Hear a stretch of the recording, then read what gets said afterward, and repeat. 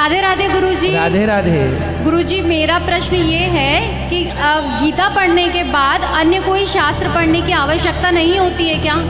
बेटा, जितना अधिक पढ़ना हो उतना, जितना अधिक पढ़ेंगे उतना अच्छा। गीता भी पर्याप्त है। गुरुजी, मैं शुरू से ही भगवान का पूजा की। मेरा 25 साल की उम्र है, मेरे हस्बैंड का एक्सपायर हो गए। सब लोग वो बोलते हैं गुरुजी कि अपने पति कहीं खा गए। ऐसा क्यों गुरुजी? एक बच्ची को लेके कोई नहीं पूछता मेरे को। कोई बात नहीं, परेशान ना होइए।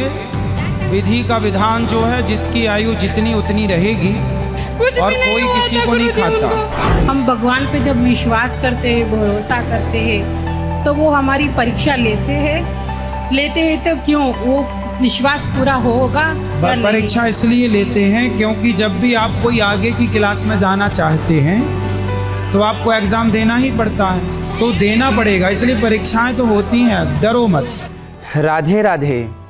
मैं हूं आपका अपना दास अनिरुद्धाचार्य। महाराज का मंत्र कार्यक्रम में आपका बहुत बहुत स्वागत। बहुत सारी बहनों की शिकायत है कि उनके बच्चे बिगड़ रहे हैं। बच्चे अपने माता पिता की बात नहीं मानते।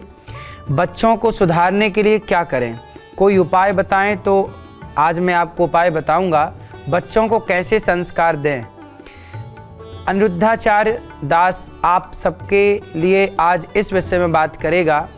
अपने बच्चों के लिए किस तरह का मंत्र दें, किस तरह की जानकारी दें, ज़रूर देखें महाराज का मंत्र कार्यक्रम में। और साथ ही अपने सवाल का वीडियो बनाकर भेजते रहिए TV9 भारतवर्ष पर, लगातार दिखाए जा रहे नंबरों पर। तो आइए अब कार्यक्रम की शुरुआत करते हैं। आज का विषय जानेंगे, उसके पहले आज का उपाय, बच्चों में संस्कार कैसे डाले जाएं। तो बच्चों में संस्कार डालने के लिए सबसे पहले तो माता पिता को वह कार्य करना चाहिए जिसको देखकर बच्चे सीखें। बच्चे देखते हैं और देखकर सीखते हैं। बच्चे पढ़कर कम सीखते हैं, बच्चे देखकर ज़्यादा सीखते हैं।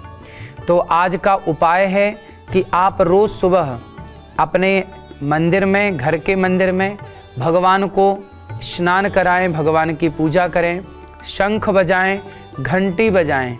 इससे क्या होगा, शंख बजाने से घर की सारी नेगेटिविटी समाप्त हो जाती है। जब महाभारत का युद्ध हुआ तो सबसे पहले भगवान श्री कृष्ण ने शंख की ध्वनि की, और उस शंख की ध्वनि से जीवन में आने वाली हर नकारात्मकता को समाप्त किया जा सकता है। तो बच्चे जब वो शंख की ध्वनि सुनेंगे, घंटी की ध्वनि सुनेंगे और कोई एक मंत्र जैसे आप बच्चों के सामने रोज गाएं, त्वमेव माता च पिता त्वमेव, त्वमेव बंधुश्च सखा त्वमेव, त्वमेव विद्या द्रविणम त्वमेव, त्वमेव सर्वम मम देव देव। फिर बच्चे ये सब सुनेंगे और देखेंगे और सीखेंगे। बच्चे आपको देखकर सीखते हैं।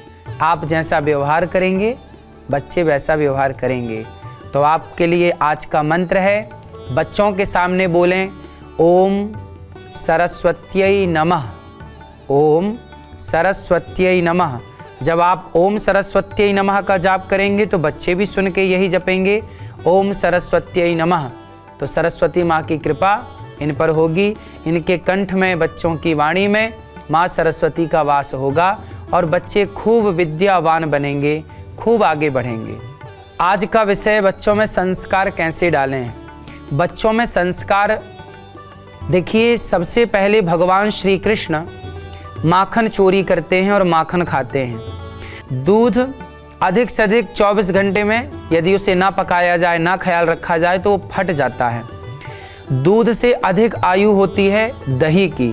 जब वो दूध दही में कन्वर्ट होता है उसकी आयु बढ़ जाती है। दही 5 से 7 दिन 10 दिन तक बढ़िया रहता है, उसका ख्याल रखा जाए तो थोड़ा और बढ़िया हो सकता है। फिर दही से बनता है मक्खन, तो मक्खन की आयु और होती है। तो मक्खन जब आप खाएंगे तो दूध दही का वो रस होगा और उस रस से आपका मस्तिष्क चलेगा नहीं, दौड़ेगा। लेकिन आजकल के बच्चे मक्खन ना खाकर, दही ना पीकर, घी ना खाकर चाउमीन, पिज्ज़ा, बर्गर खाते हैं।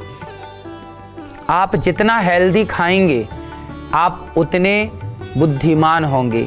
आज का खान पान बिगड़ गया, इसलिए बच्चे याददाश्त के कमज़ोर हो गए, आँखों से कमज़ोर हो गए, बुद्धि से कमज़ोर हो गए और नाना प्रकार की बीमारियां बच्चों को घेर रही हैं।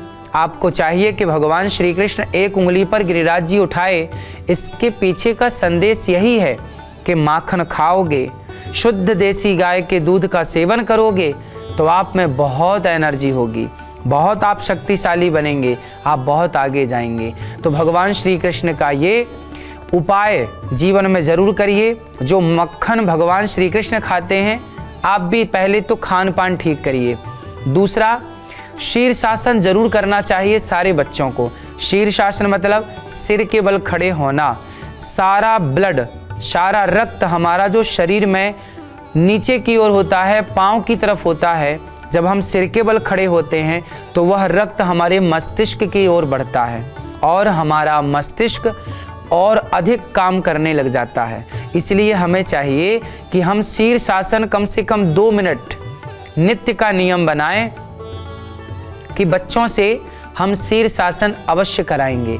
यदि आप शीर्षासन करते हैं, यदि आप बेहतर खाते हैं, अंकुरित अनाज खाते हैं, तो आपकी बुद्धि का कोई तोड़ नहीं है। इतने बुद्धिमान आप बनेंगे कि भगवान श्री कृष्ण इतने बुद्धिमान थे कि उनके द्वारा कही गई गीता जो द्वापर में कही गई, आज कलयुग में भी उस गीता की चर्चा होती है। आपके ज्ञान की चर्चा युगों युगों तक रहे, इसके लिए आपका खान पान अच्छा हो, आपका योग अभ्यास अच्छा हो। तो आपको चाहिए कि आप शीर्षासन करें।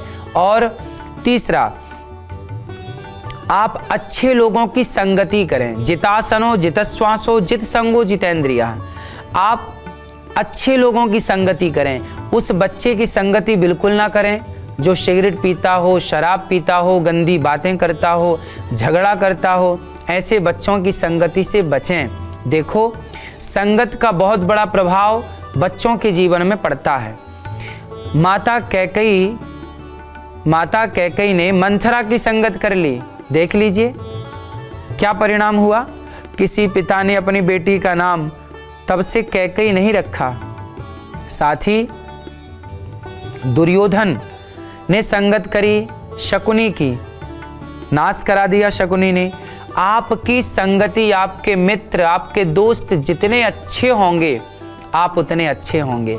आपके आसपास का जो वातावरण है वो जैसा होगा आपका वैसा निर्माण होगा। संगत से गुण आते हैं, संगत से गुण जाएं, लोहा जड़ा जहाज में पानी में उतराए। लोहे का एक टुकड़ा पानी में डूब जाता है, पर वही लोहे का टुकड़ा जब नाव से समुद्री जहाज़ों में जड़ जाता है, लग जाता है, तो वही लोहा आपको और हमें पार लगाता है। तो जो लोहा नाव की संगत किया स्वयं पार होता है, औरों को पार लगाता है, और यूं ही लोहा पानी में डालो तो डूब जाता है। कहने का तात्पर्य यह हुआ कि आपकी संगति अच्छी है तो आप पार हो जाएंगे, औरों को भी पार लगाएंगे। और बुरी संगति है, आपने सत्संग की नौका से अपने आप को नहीं जोड़ा, संस्कारों की नौका से अपने आप को नहीं जोड़ा, तो आप डूब जाएंगे। और संस्कार की नौका से अपने आप को आपने जोड़ दिया तो आप खुद तो पार होंगे, औरों को भी पार लगाएंगे। बच्चों को चाहिए कि जैसे हनुमान जी से आप सीख सकते हैं कि हनुमान जी जब लंका गए तो रास्ते में एक मैनाक पर्वत ने उनका रास्ता रोकते हुए कहा कि हनुमान जी आप थक गए होंगे, थोड़ा सा विश्राम कर लीजिए। तो हनुमान जी ने कहा कि राम काज कीन्हे बिनु मोहि कहाँ विश्राम। राम का काज करने निकला हूँ, जब तक कार्य पूरा नहीं करता तब तक विश्राम नहीं करूँगा। तो आज के युवाओं को, आज के बच्चों को चाहिए कि पहले आप अपना काम पूरा करें। आपको जो भी स्कूल से आज होमवर्क मिला है पहले उसे पूरा कर लें, फिर खेलें। आपको जो लक्ष्य पाना है, जो कामयाबी पानी है, उस कामयाबी में 100% अपना दीजिए। और जब तक कामयाब ना हो जाएं आप, तब तक विश्राम ना कीजिए, अर्थात हिम्मत ना हारिए। आप आदि मत बनिए सुख के, आप अपने आप को तपाइए। जो सोना तपता है वही तो चमकता है। जो हीरा बार बार छैनी और हथौड़ों की मार खाता है वही तो तरासा जाता है, वही तो चमकता है। पत्थर भी बार बार छैनी हथौड़ों की चोट खाते खाते वह जब मूर्ति बनता है तो वही तो पूजा जाता है। जो पत्थर चोट खाकर टूट गया वो कंकड़ हो गया, वो कंकड़ बन गया, और जो पत्थर चोट सह गया वो शंकर बन गया। तो महान बनने के लिए कठिन परिश्रम चाहिए। जब तक लक्ष्य की प्राप्ति ना हो रुकना नहीं है। आज का समाधान, यदि बच्चे बड़ों का सम्मान करते हैं तो आयुर्विद्या यशोबलम। जब आप बड़ों को प्रणाम करते हैं, अपने माता को, पिता को, गुरुजनों को, भगवान को जब आप प्रणाम करते हैं तो आयु, प्रणाम करने से आपकी आयु बढ़ती है, आयु विद्या बढ़ती है, आपका यश बढ़ता है और आपका बल बढ़ता है, आप बलशाली होते हैं। इसलिए आपको अपने से बड़ों को सदा प्रणाम, और प्रणाम करते समय घुटनों को प्रणाम नहीं करना, माँ बाप के चरणों में अपने मस्तक को रख देना है।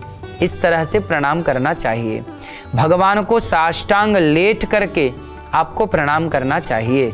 तो ये जो विधान है ये आप सबके लिए हैं, जरूर अपनाइएगा।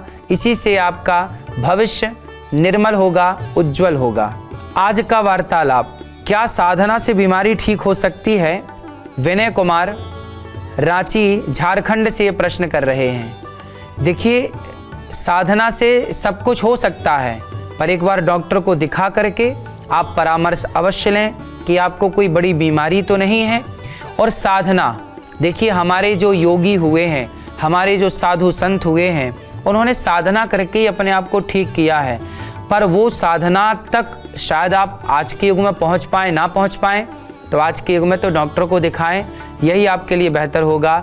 आयुर्वेदिक इलाज अपना करा सकते हैं। आपकी बीमारी क्या है, आप उससे अच्छे डॉक्टर को दिखाएंगे, वो अच्छा गाइड कर पाएंगे, आपको अच्छा रास्ता बता पाएंगे। और आप योग करें, आप योग नित्य प्रति करते हैं और नंगे पांव सुबह घास पे चलते हैं, और आप सूर्य नमस्कार की 12 आसन करते हैं, थोड़ा प्राणायाम करते हैं, तो आप वैसे भी स्वस्थ रहेंगे। स्वस्थ रहने के लिए आपको अधिक से अधिक चाहिए कि आप फल का सेवन करें, फल खाएं, सैलेड खाएं और पका हुआ अन्न कम खाएं। आज के महापुरुष में हैं स्वामी विवेकानंद जी।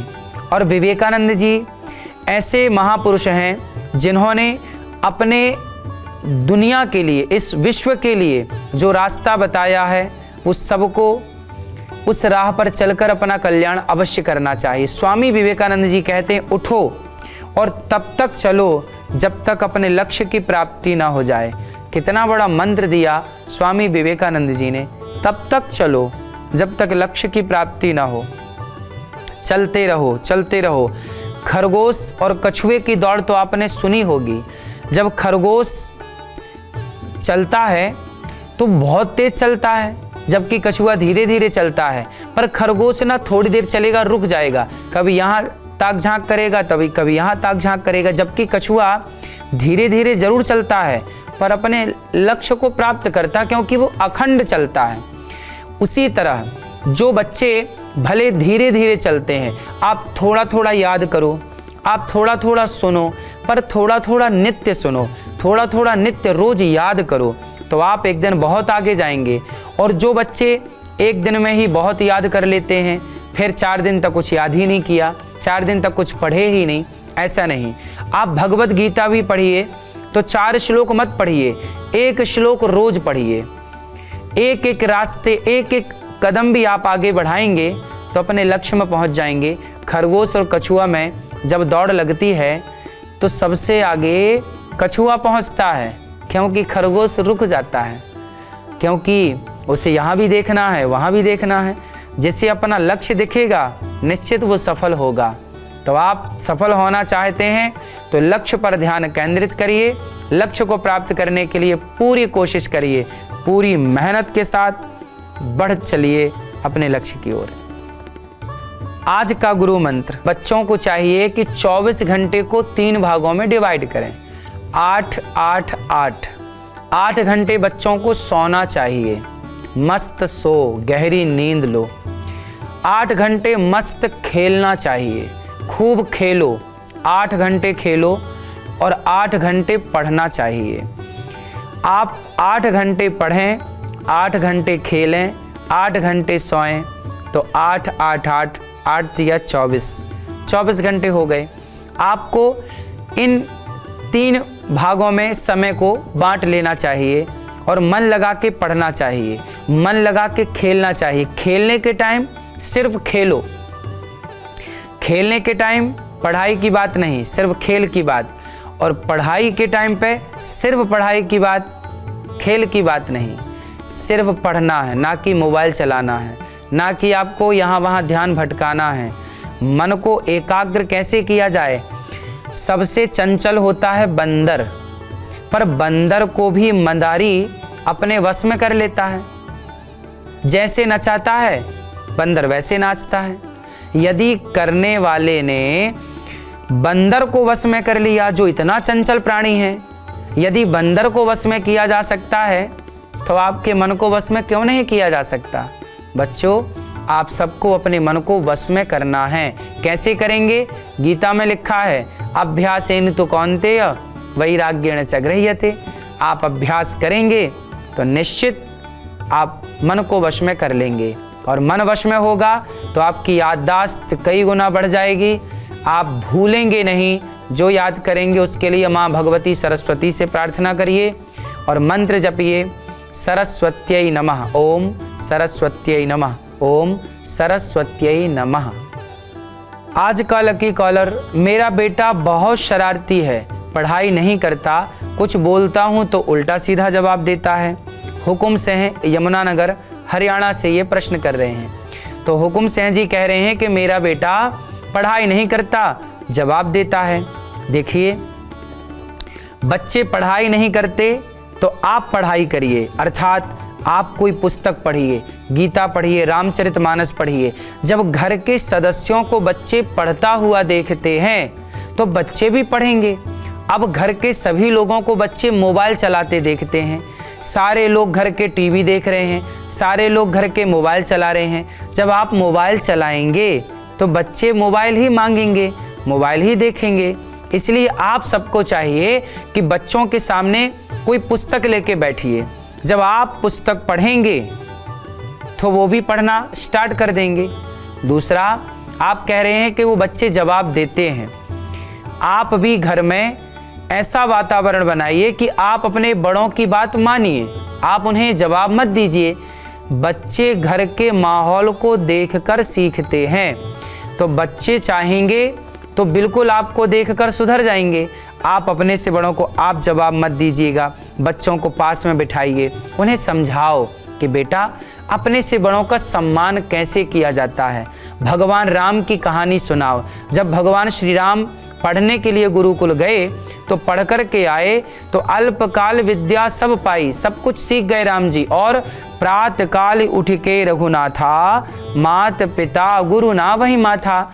राम जी जब पढ़ने नहीं गए ना, थोड़ा लेट उठा करते थे, लेकिन जब पढ़ कर के आए तो उनका स्वभाव ऐसे बदला कि समय से वो जागने लग गए, माता पिता को प्रणाम करने लग गए। तो राम जी के बारे में थोड़ा बच्चों को बताएं, एक छोटी सी कहानी राम जी की, भगवान कृष्ण की, महाराणा प्रताप की, शिवाजी की, झांसी की रानी की, महापुरुषों की, देवताओं की एक छोटी सी कहानी बच्चों को रोज सुनाएं। दादी सुनाएं, दादा सुनाएं, माँ सुनाएं, पिताजी सुनाएं। उस कहानी के बाद बच्चों से पूछिए कि बेटा तुम्हें क्या समझ में आया, राम जी वनवास क्यों गए? माता पिता ने कहा कि वनवास जाना है, राम जी चले गए। बेटा बताओ क्या सीखा आपने? तो बच्चे बताएंगे कि हमें भी माँ बाप की आज्ञा का पालन करना चाहिए। घर का वातावरण ही बच्चों पे पूरा प्रभाव डालता है। तो आपको चाहिए कि आप बच्चों से राम जी की बातें करें, रामचरितमानस की बातें करें, और आप सवाल करें बच्चों से। इससे क्या होगा, बच्चों के प्रति बच्चों के अंदर आपके प्रति गुरु भाव जागेगा कि ये मुझे पढ़ाते हैं, ये मेरे माता पिता ही नहीं हैं, ये मेरे गुरु हैं। तो बच्चे आपका सम्मान अधिक करेंगे, आपकी बात को मानेंगे। तो इस तरह से बच्चों को मनाया जा सकता है। कल का विषय, नौकरी में तरक्की कैसे मिले। जिनको भी तरक्की चाहिए, जो भी अपने नौकरी में, अपने कामकाज में तरक्की चाहते हैं, कल जरूर महाराज का मंत्र कार्यक्रम TV9 भारतवर्ष पर 7:20 पर अवश्य सुने कि नौकरी में किस तरह आप आगे जा सकते हैं, किस तरह आप अपने को सेल्फ डिपेंड बना सकते हैं। कल अवश्य सुनते हैं महाराज का मंत्र।